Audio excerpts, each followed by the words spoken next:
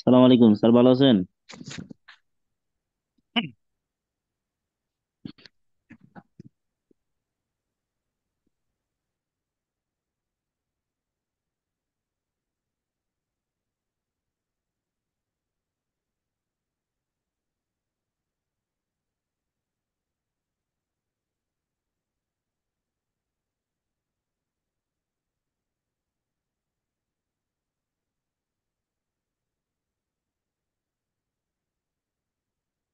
আচ্ছা। সবাই জয়েন হয়েছেন?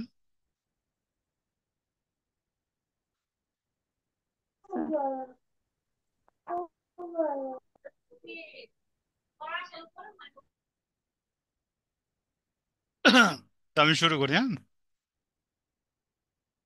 সাউন্ড স্যার, ক্লিয়ার গত তো? ক্লাসে ম্যাথে প্রবলেম ছিল। আচ্ছা, গত ক্লাস সেটটা পরে সলভ করি।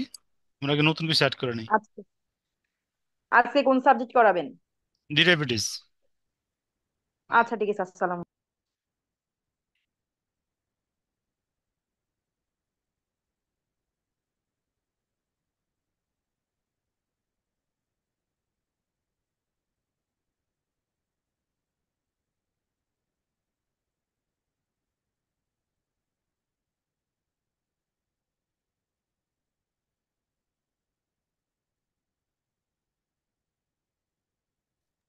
আজকে কোন চ্যাপ্টার পড়াবেন?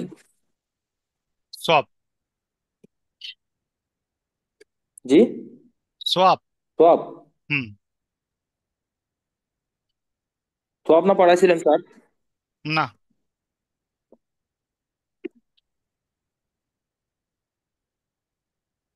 আচ্ছা, ইউটিউবে আপনার ভিডিও দেখছিলাম। ওই যে একবার ভিডিও দিছিলেন তাই।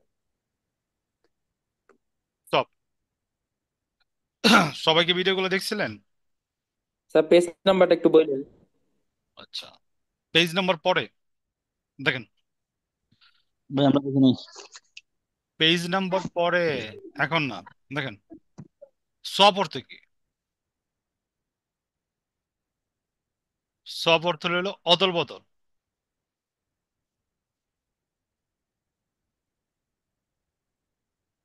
বা বিনিময়।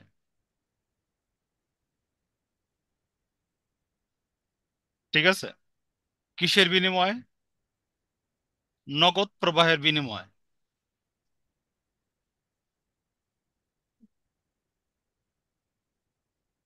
নগদ প্রবাহের বিনিময়। আচ্ছা, কিসের নগদ প্রবাহের বিনিময়? এর ফলে সফের ফলে কি হয়? তারল্য সুরক্ষা হয়। তারল্য সুরক্ষা হয়। মুদ্রা অথবা মুদ্রাজনিত ঝুঁকি হ্রাস করে। মুদ্রাজনিত ঝুঁকি কি করে? হ্রাস করে। আচ্ছা।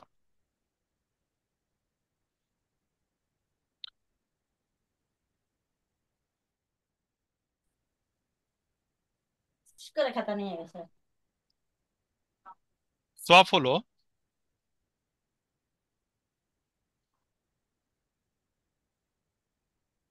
দুটি কোম্পানির মধ্যে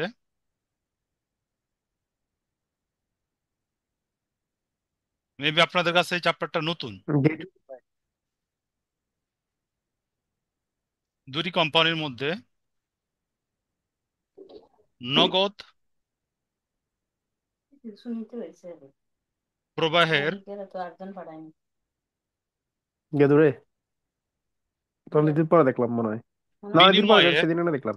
টিয়া পয়সা নিয়েছি ভবিষ্যৎ না চুক্তি। নিয়ে আজকে 22,000 টাকা 22,000 টাকা বলছে সবাই একটু মিউট করেন, মিউট হেল্প করেন। করতেছে। হুম, চুক্তি। বুঝছে করুক ভাই, এরূপ ওদের চুক্তি নিজেদেরটা নিজেরা যাইতে দাও। সোয়াপস মানে দেখেন, অদল বদল, হ্যাঁ। এরূপ চুক্তি ভবিষ্যতে ভবিষ্যতের কোন তারিখে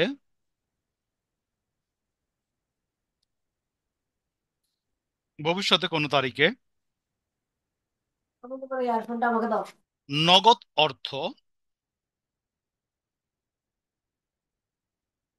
প্রদত্ত হবে এবং কিভাবে এবং কিভাবে এর মূল্য নির্ধারণ করা হবে তা নির্দিষ্ট করে দেয়।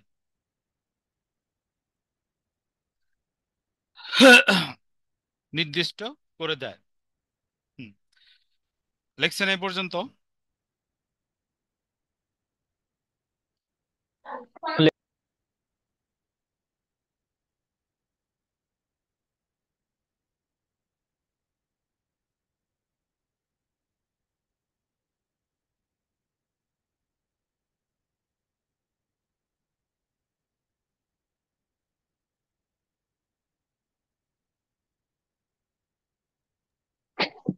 বা আরেকবার বুঝাই দেন না থিওরি গুলো।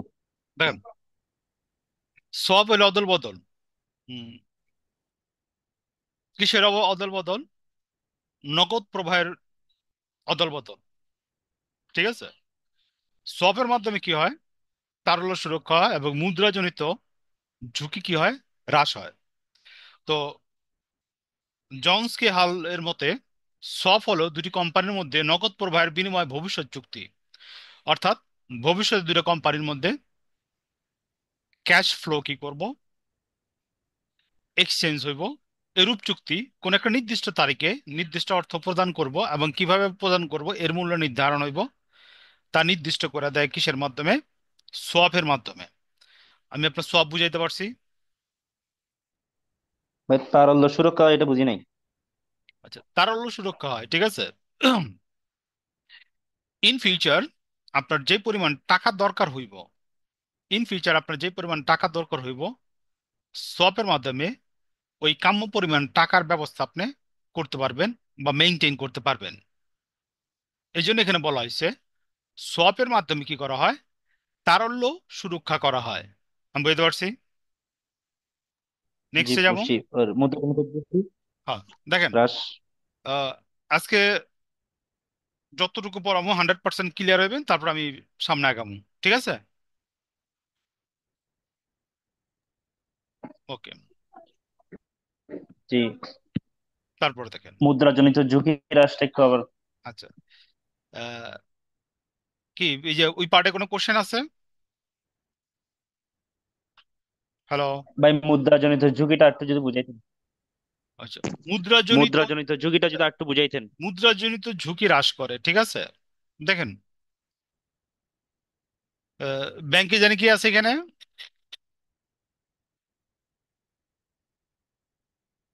ইমন না নাকি? ব্যাংকে জানি কে জব করেন? আমি ইমরান, ইমরান। ইমরান। ইমরান, আচ্ছা। ইমরান বুঝান মুদ্রাজনিত ঝুঁকি কি একটা কোম্পানির? মুদ্রা জনিত ঝুঁকি বলতে আর্থিক ঝুঁকিকে বোঝায়। মনে করেন আমি আমার প্রোডাক্ট এক্সচেঞ্জ করব, আমার ক্লায়েন্ট হচ্ছে দেশের বাইরে থাকে। তো এখন কি আমি তাকে আগে প্রোডাক্ট পাঠিয়ে দিব নাকি তার কাছ থেকে আগে টাকাটা নিয়ে নিব, এ ব্যাপারে একটা ঝুঁকি থাকে। তো মধ্যস্থকারী হিসেবে সোয়াপ বা এই ধরনের বিষয়টা কাজ করে আর কি। যে সে আমাকে নিশ্চয়তা দেয় যে আমি যদি প্রোডাক্ট দিই সে আমার জন্য টাকার ব্যবস্থা করবে এবং তাকে নিশ্চয়তা দেয় যে সে তার কাছে প্রোডাক্টটা পৌঁছায় দিবে। আচ্ছা, ওটা তো আছেই। মোটামুটি হয়েছে, বুঝেন। যেমন ধরেন বাংলাদেশে কি টাকা, আমেরিকা থেকে মাল আনতে গেলে ডলারই হ্যাঁ, তো, এটাকে ঠিক না? ডলার এক্সচেঞ্জের ক্ষেত্রে চিন্তা করা যায়। ঠিক আছে। জি। তো এই যে দেখেন, তো সোয়াপের মাধ্যমে আপনার যেই পরিমাণ ডলার দরকার হইব, ওইটা কি হইব, হ্রাস হইব। কারণ আমরা কি করতেছি, দুইটা কোম্পানির কি করতেছি, দুইটা কোম্পানি কি হয়, তাদের ক্যাশ ফ্লোটা এক্সচেঞ্জ করতেছে অথবা মুদ্রা এক্সচেঞ্জ করতেছে। আমি বুঝতে পারছি। হ্যালো, জি। ক্লিয়ার? ওকে। জি, বুঝছি। আচ্ছা স্যার, এই ক্ষেত্রে তো মানে যে কারেন্সি এক্সচেঞ্জের ক্ষেত্রেও কি সোয়াপ ভূমিকা রাখে? হ্যাঁ, মূলত পক্ষে এই অর্থাৎ চ্যাপ্টারটা। কারেন্সি এক্সচেঞ্জ বলতে যে আমি বাংলাদেশি টাকায় কত ডলার পেমেন্ট করব, হুম হুম হুম। এটা কি আমাকে সোয়াপ নির্ধারণ করে দিবে? আচ্ছা, আইতাছি, ডিটেলস আইতাছি ভাই। এটার জন্য কি নির্দিষ্ট কোনো রেট থাকে নাকি সোয়াপ আচ্ছা, ইচ্ছা মতো আইতাছি আইতাছি, ডিসাইড করে? ডিটেলস আলোচনা করা হইব। আজকে আপনার প্রায় 4টা পার্ট থিওরি আলোচনা হইব, যতক্ষণ আপনারা নিতে পারেন। ঠিক আছে, এই জন্য বলছি যতটুকু আলোচনা করুন হান্ড্রেড আল্লাহ পার্সেন্ট হাফেজ। ক্লিয়ার হয়ে এর পরের পার্টে যাবো, ঠিক আছে? আচ্ছা, এটা বলেন, এটা কি লাইবর? লাইবর কি? এটা লাইবরের মাধ্যমে রেটটা নির্ধারণ করা হয়। যেমন কেমনে? লাইবর হইতেছে মানে এই যে আহ, এটা সম্ভবত ইয়া ইউরো বেসিসড কোন একটা কার্যকলাপ আর কি। আচ্ছা, মানে দেখেন। এখানে বইয়ে যেটা লেখা আছে London interbank offer rate, hmm hmm hmm. এই লন্ডন ইন্টারব্যাংক থেকে রেটটা নির্ধারণ করা হয়। Okay. London inter bank offer rate, offer rate, ঠিক আছে। তো দেখেন, এটার মেয়াদ হইতে পারে 1 মাস, 3 মাস, 6 মাস, 12 মাস কি হইতে পারে, এটার মেয়াদ হইতে পারে লাইবর রেটের। ঠিক আছে। বিট রেট, বিট রেট,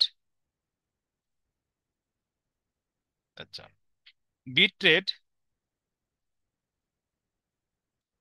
নির্ধারণ করে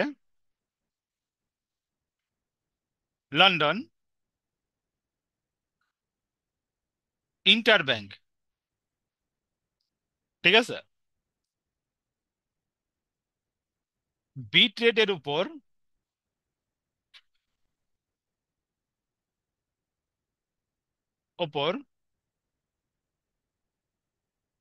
নির্ভর করে এক প্রতিষ্ঠান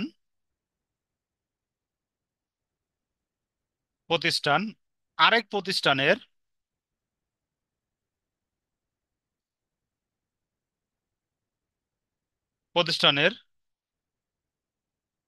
লোন গ্রহণ করে। দেখেন,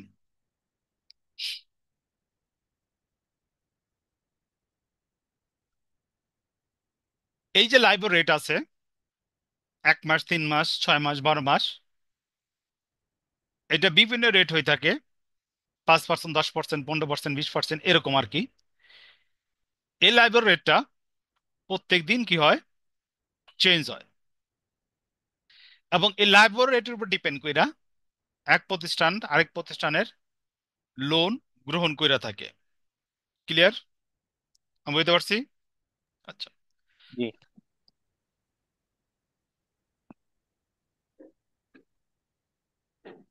লাইবর রেট প্লাস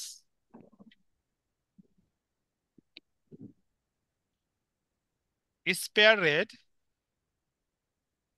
অথবা ফিক্সড রেট। ঠিক আছে। যেমন লাইবর রেটটা আপনার আপ ডাউন হইব, লাইবর রেটটা কি হইব, আপ ডাউন হইব। মনে করেন লাইবর রেট 13%, ফিক্সড রেট 2%, সমান সমান কত, 15%, এরকম। আবার দেখেন লাইবর রেট চেঞ্জ হইতে পারে, 12% যোগ 2% সমান সমান 14%। হুম, এতটুকু বুঝতে পারছি। পার্সেন্টেজ গুলো আরেকবার বলবেন, আচ্ছা পার্সেন্টেজ দেখেন, গুলো? লাইবর রেট চেঞ্জ হয়, ঠিক আছে? লাইবর রেট চেঞ্জ হয়, প্রত্যেক দিনেরটা প্রত্যেক দিন চেঞ্জ হয়। আর যেটা ফিক্স রেট, ওটা ফিক্স থাকে। মনে করি লাইবর রেট যদি 13% হয়, ফিক্সড রেট 2% হলে টোটাল ইন্টারেস্ট রেট 15%। আবার চেঞ্জ হয় যে লাইবর রেট 12% হয়, ফিক্সড রেট 2%, এবং টোটাল ইন্টারেস্ট কত? 14%। আমি এইটা বুঝাই যেতেছি, বুঝাইছে? এবং জি। ফিক্সড রেটের আরেকটা নাম হলো স্পেয়ার রেট। ক্লিয়ার? জি। নেক্সটে যেতে পারি। আচ্ছা, বইয়ের মধ্যে বলছে ইউরো মুদ্রা বাজারের একটি আন্তঃব্যাংকিং হার, এটি আচ্ছা আচ্ছা, লাইবর। একটু একটু একটু ওয়েট করেন ভাই, আপনার সব কোশ্চেন উত্তর হয়ে যাবে, ঠিক আছে? আমি শেষ করলেই। আচ্ছা,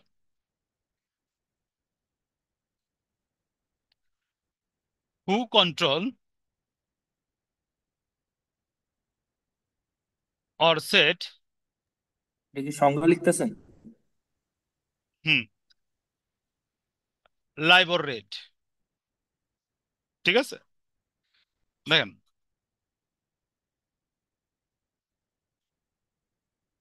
আইবিএ, বা এটা কি লিখছেন, হু কন্ট্রোল সেট হু কন্ট্রোল বা সেট লাইবর রেট, ঠিক আছে? স্ল্যাশ আচ্ছা, আইবিএ অথবা আইসিই, ঠিক আছে? আইবিএ অথবা আইসিই, আইসি এর অর্থ হইল গিয়া ইন্টার কন্টিনেন্টাল এক্সচেঞ্জ। আর আইবিএ হইল গিয়া বেঞ্চমার্ক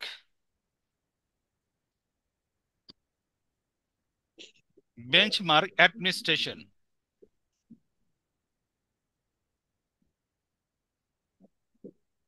এই দুইটা প্রতিষ্ঠান কি করে? লাইবর রেট সেট করে। দেখেন, ইউরোপের টপ বা ওয়ার্ল্ডের টপ 18 ব্যাংক, 18 ব্যাংক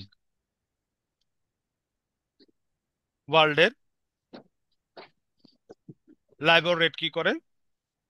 আপনার করে। এটা কিভাবে করে?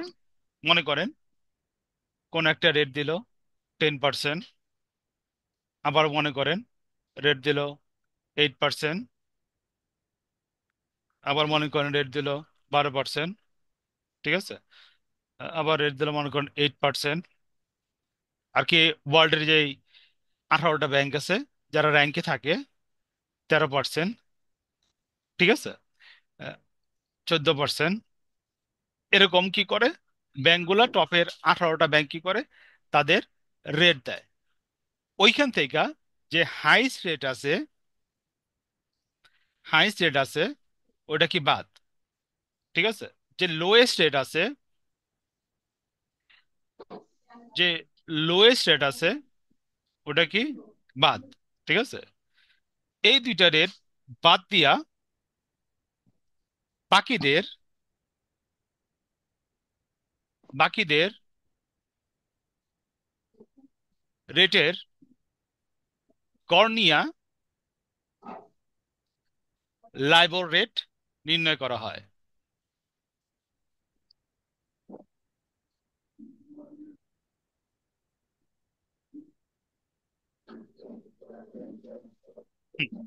ক্লিয়ার তো?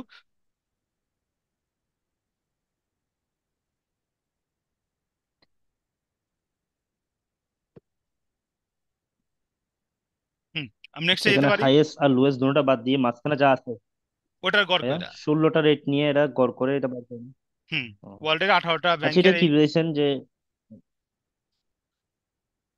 হুম, ও, নেক্সটে যেতে পারি। এটা কি লিখছেন, benchmark administration? Benchmark administration, IBA. নেক্সটে গেলাম, হ্যাঁ। জি। ওকে, দেখেন,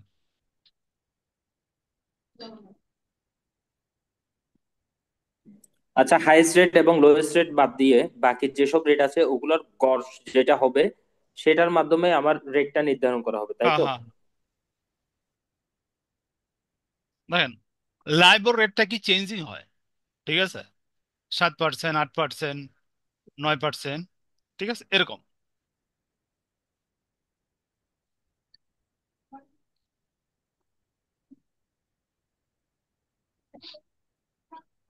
দেখেন প্রত্যেক দিন লন্ডন মার্কেট আর কি শেয়ার মার্কেটে সকাল 11টায়, ঠিক আছে, লাইবর রেট পাবলিশ করে।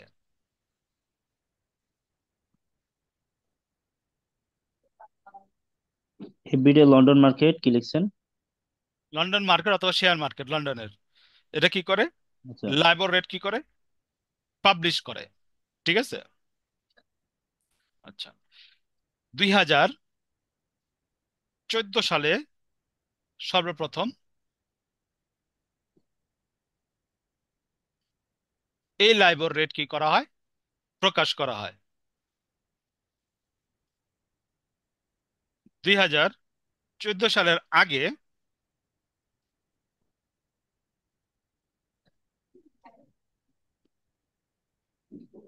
The British banker association,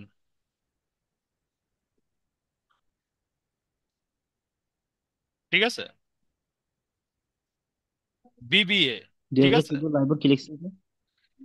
British banker association, BBA, ঠিক আছে, এর আগে কি করতো, ব্রিটিশ ব্যাংকার অ্যাসোসিয়েশন কি করতো, লাইবর রেট নির্ধারণ করতো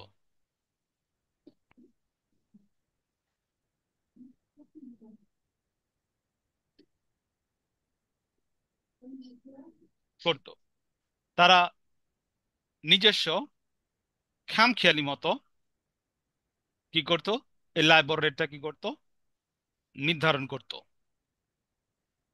2014 সাল থেকে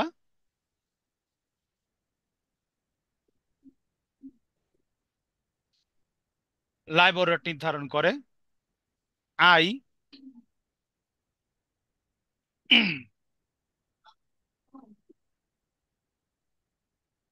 আইসিই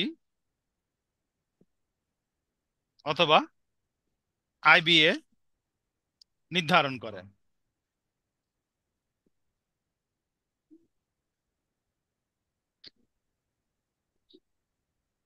হুম, এতটুকু হয়েছে। আর হইছে, কিন্তু আবার একটু বুঝাইতে হবে প্রথম থেকে। আচ্ছা দেখেন, লাইবর রেটটা চেঞ্জিং, এটা প্রত্যেক দিন লাইবর রেটটা কি হয়, চেঞ্জিং থাকে, এবং আচ্ছা। 1 মাস, 3 মাস, 6 মাস, 1 বছর এই রেটটা কি হয়, চেঞ্জ থাকে। প্রত্যেক দিন লন্ডন মার্কেট অর্থাৎ শেয়ার মার্কেটে সকাল 11টায় লাইবর রেট কি হয়, পাবলিশড হয়, এবং এই রেট পাবলিশ হওয়া শুরু হয়েছে 2014 সাল থেকে, ঠিক আছে। 2014 সালের আগে দ্য ব্রিটিশ ব্যাংকার অ্যাসোসিয়েশন তাদের নিজস্ব খামখেয়ালি মতো কি করতো, লাইবর রেটটা কি করছে, নির্ধারণ করত। কিন্তু 2014 সালের পরের থেকে এটা নির্ধারণ করতে পারে না। 2014 সালের পরের থেকে লাইবর রেট নির্ধারণ করেন আইসিই অথবা আইবিএ। ক্লিয়ার এতটুক? নেক্সট যেতে জি। পারি।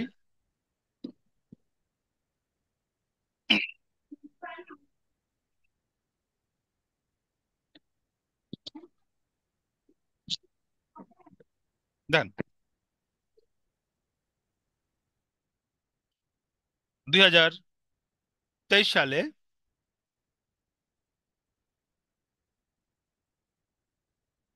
লাইবর চেঞ্জ হয়ে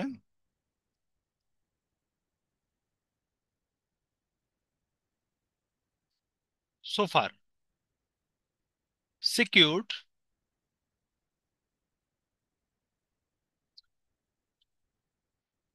ওভারনাইট ফিন্যান্সিং রেট,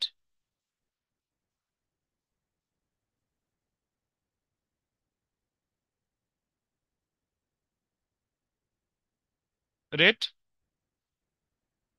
হয়ে যাব, ঠিক আছে। এটাও কিভাবে নির্ধারণ করা হইব? টপ 18 এটা কি লিখছেন ভাই? এত এফআর পূর্ণরূপটা? সিকিউরড ওভারনাইট ফিন্যান্সিং রেট, এটাও নির্ধারণ করা হইব। টপ 18টা ব্যাংক ব্যাংকের ব্যাংকের এভারেজ রেট নিয়া। হুম, ক্লিয়ার এতটুক?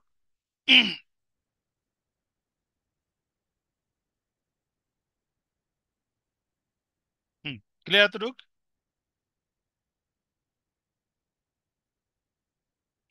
হ্যালো,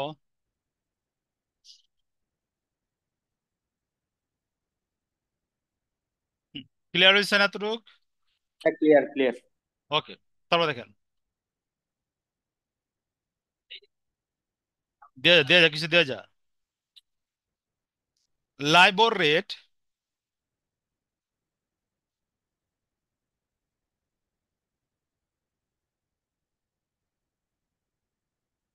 পাবলিশড হয় 5টা কারেন্সিতে,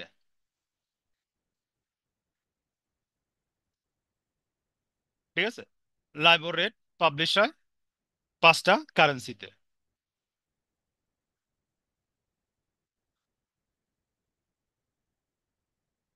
5 currency: USD,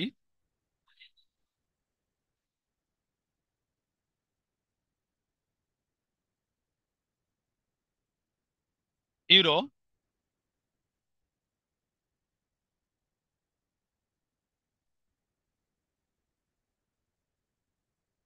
British bond, Japanese yen,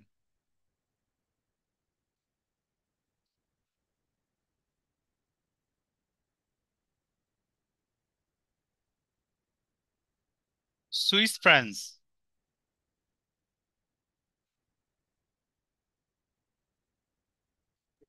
এই স্যার জাপানিজ কি লিখছেন? ইয়েন ইয়েন দেখেন। হ্যাঁ, আইতাছে।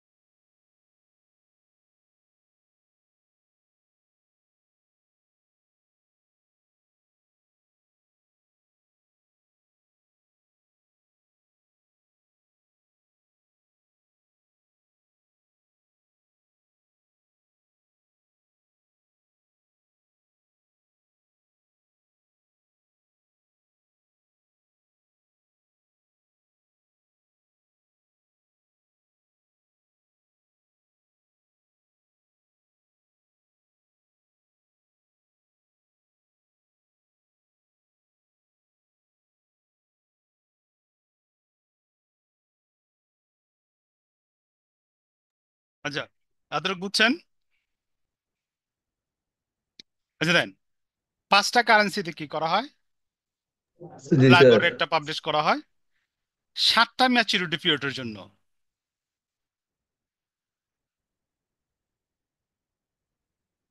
7 ম্যাচুরিটি পিরিয়ড,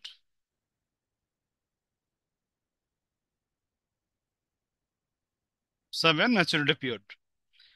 এক নম্বর হইল ওভারনাইট রেট,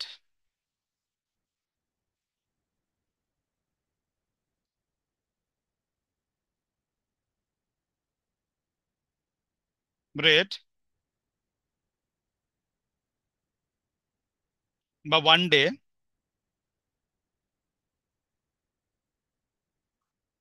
2 নম্বর হইল 1 উইক। 3 নম্বর হইল 1 মান্থ। 4 নম্বর হইল 2 মান্থ।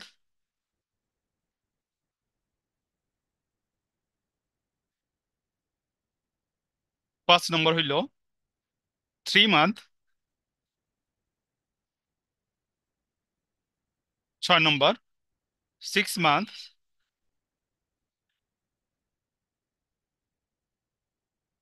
নম্বর হইলো 12 মান্থ।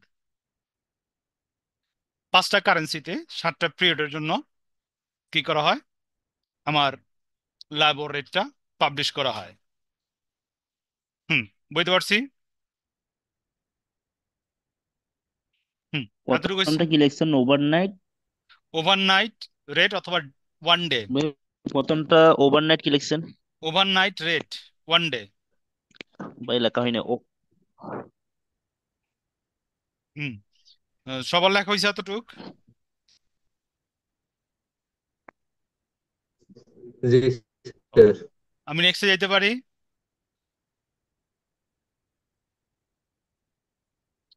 দেন, জি স্যার। প্রত্যেক দিন 11টায় এই 35টা রেট প্রকাশ করা হয়।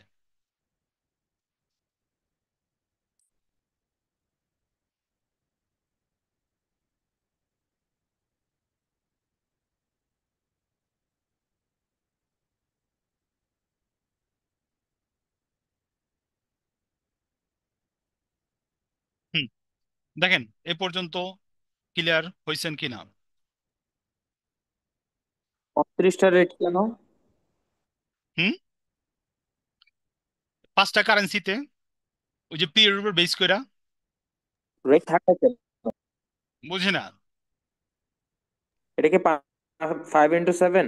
হ্যাঁ, 5x7 টোটাল এই 35টা রেটস কি করা হয়, পাবলিশ করা হয়। যেমন ইউএসডির 5টা বিভিন্ন ম্যাচুরিটিতে, ইয়েন এর 5টা, সরি 7টা, এরকম করে টোটাল 35টা রেট 5টা কারেন্সির কি করে, পাবলিশ করে। আমি বুঝতে পারছি। হ্যালো। যে লাইব্রেরি পাবলিশ করে না? হ্যাঁ, লাইব্রেরি পাবলিশ করে। তো এতটুকু যে আলোচনা করলাম এতটুকু ক্লিয়ার? কোনো কোশ্চেন আছে কারো? কোশ্চেন থাকলে বলেন।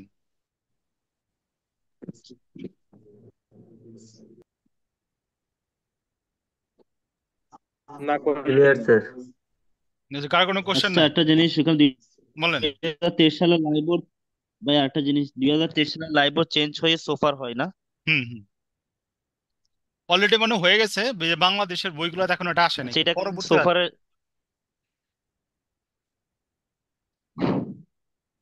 ও, ঠিক আছে, না এটা আমরা এখন চেঞ্জ। লাইব্রেরি করতেছি না। হ্যাঁ, লাইব্রেরি করতেছি যখন নাকি চেঞ্জ গুলো আইবো, যখন ওই যে ইউরোপের বইগুলোতে এগুলো চেঞ্জ টেঞ্জ আইবো, তখন আবার বাংলাদেশের রাইটাররা যখন নাকি ওইখানে অ্যাটেন্ড করবে বিভিন্ন সেমিনার টেমিনার, বই স্টাডি করে, তখন আবার বইগুলো আপডেট করবো। বুঝতে পারছি। কারণ আমাদের যেই বিবিএ এমবিএ এর যে সিলেবাস, ওইগুলো আমরা সব আচ্ছা। ইন্টারন্যাশনাল যে চেঞ্জ গুলো হইতাছে ওর জি। উপরে বেস করে কি করি, প্রিপেয়ার করি। দেখা নাই যে বর্তমানে ইন্টারমিডিয়েট অ্যাকাউন্টিংটা যেটা আছে, ঠিক আছে, ওইটা আপনার ডাইরেক্ট আপনার আইএফআরএস আইএস অনুসারে কি করা হয়েছে, ডিজাইন করা হয়েছে। আগে কিন্তু জি। এরকম ছিল না, আগে যেমন মন তেমনি করতে। এমন কি করতে হইব, আইএএস এবং আইএফআরএস অনুসারে কি করতে হইব, ওই ম্যাথগুলো আপনার প্রেজেন্ট করতে হইব। কারণ ওর উপরে বেস করে যখন নাকি প্র্যাকটিক্যাল লাইফে যাবেন, ব্যাংকের যে স্টেটমেন্ট তৈরি করা হয় এবং বিভিন্ন ব্যাংক যে স্টেটমেন্ট তৈরি করে, আইএএস এবং আইএফআরএস উপরে বেস করে কি করে, তার স্টেটমেন্টগুলো তৈরি করে। প্লাস তারা যে ক্লায়েন্টের স্টেটমেন্টগুলো দেখে ওর উপরে বেস করে দেখে। যদি ওরকম না করে তো এটা ব্যাংক অ্যাকসেপ্ট করে না। আমি বুঝতে পারছি। হুম, ক্লিয়ার এতটুক? জি। আচ্ছা, ক্লিয়ার হইলে আমরা আবার 10 মিনিট পর আবার জয়েন করুম। কেউ আবার চলে যায় না, আজকে অনেক আলোচনা আছে, ঠিক আছে।